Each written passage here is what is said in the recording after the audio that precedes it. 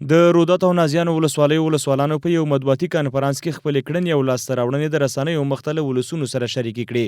د نازیانو ولسوال محمد طارق وایي دا چې د نازیانو ولسوالۍ یو غرنۍ او سرحدي ولسوالۍ ده، تر پخوا پکې امنیتي وضعیت ښه او د ډاډ وړ دی. نوموړي ویل په یاده ولسوالۍ کې په تیر کال کې 21 میلیونه افغانیو په لګښت بېلابېلې پروژې پلي کړي او ځینې پروژې تر کار لاندې دي. اوس الحمدلله د پروس کال نه را په دې خوا باندې چې د امنیتي ځواکونو او د ولسي پاڅون کوونکو د قوتونو یو ګډ هماهنګ عملیات هلته ترسره شولو.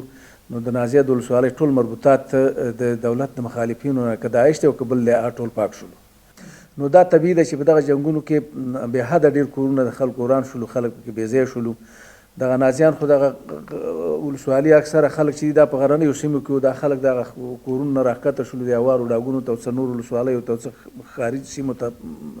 د روداتو ولسوال سید علي اکبر سادات وایي سږ په دې ولسوالۍ کې شاوخوا 30 میلیونه افغانیو په لګښت د پوهنې، کرنې، روغتیا، پاکو اوبو ته د لاسرسي، سړکونه، استنادي دیوالونه او ځینې نورو برخو کې پروژې پلي کړي او ځینې تر کار لاندې دي.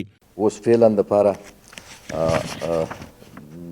10 پروژې دا د کار لاندې دي چې د دې لګښت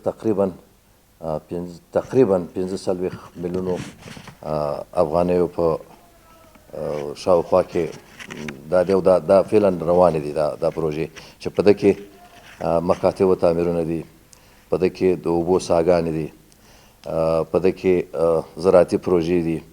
ننګرهار کې د ولسوالانو د حساب ورکونې لړۍ له شاوخوا یوې میاشتې راهیسې پیل شوې ده چې تر دا مهاله د یو شمېر ولسوالانو خپلې کړنې او معلومات له ولسونو سره شریک کړي دي.